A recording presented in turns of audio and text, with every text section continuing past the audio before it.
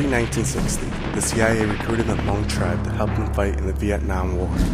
Their main goal was to cut off the supply line, the Ho Chi Minh Trail. In 1975, the United States lost the war, leaving behind the Hmong people. As a result, the Hmong people were framed as traitors and targeted to be killed. Without any choices or warning, they knew they had to flee from Laos to escape the communist government. Regardless of any sense of directions, they continued to move on to find a new hope.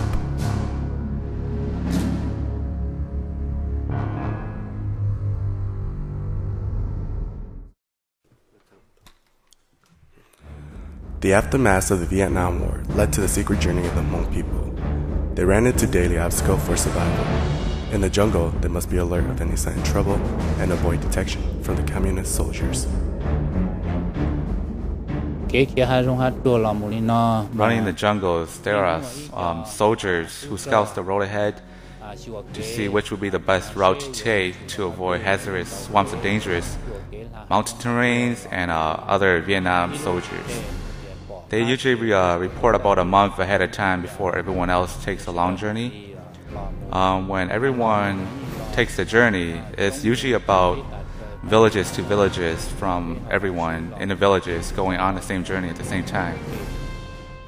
During the Vietnam War, my dad also served at the war, so he was familiar as far as where the Viet Congs are located, as indicated, because he fought during the war. He has a lot of military skills too, so he was able to really lead us to the area where there weren't a lot of Viet Cong. Moving in the jungle, it was pitch black, and there wasn't any light. There was no flashlight for everyone to use to indicate the way. Everyone held on tightly to each other's shirt. If you lost your grip, it would be hard for you to find the party in the dark, and you could end up being separated from the group. Also, no one is allowed to sleep. We don't allow anyone to sleep during the journey, because if you fell asleep, the party decides to move on and you may be left behind because no one will see you in the dark. Little or less is known about the environment around them. The terrain is new and in a location they haven't been to before. It is here they must look for food, or at least anything edible to eat. From Laos to Thailand, like I said, because my parents and them, they were from the agricultural background. And we lived in the upper part of Laos, where there's a lot of wilderness fruits and a lot of vegetations in the wild, that they also know what type of vegetations to eat and what type is not to eat.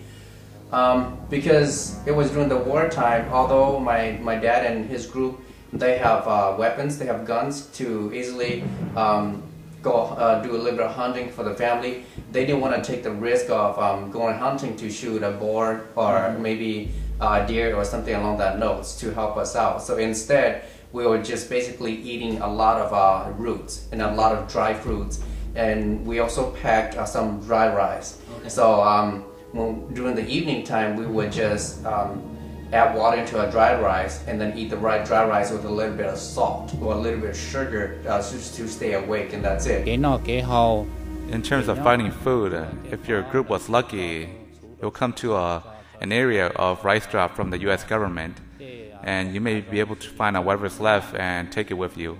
If not, you're stuck with food from the jungles, such as yams, tree roots, and wild potatoes. When we got to the jungles in the mountains, we were so hungry that we had to chop down small trees that had wild fruits, the size of the shapes of coconuts. And the bigger the size, we would dry it first, and then beat it down, like really beat it down to soften it, and then add some water and eat it like it would just be a regular rice soup. We just need to eat a little bit to survive. You know, we eat to survive, not to eat to become full. You know, so we eat a little bit at a time, and we don't want to eat a lot too, because when we eat up too much, your body will get tired, and you don't want to continue on the journey. So we have enough to eat, but not to the point where we go into, you know, our stomach will be fully satisfied. Okay. All right. While trying to escape, the Hmong family must endure more challenges, sickness and open wound. For the jungle also brew bacterial and viral illnesses. Any open wound caused by a bullet, knife was painful, and if not treated quickly, will get infected.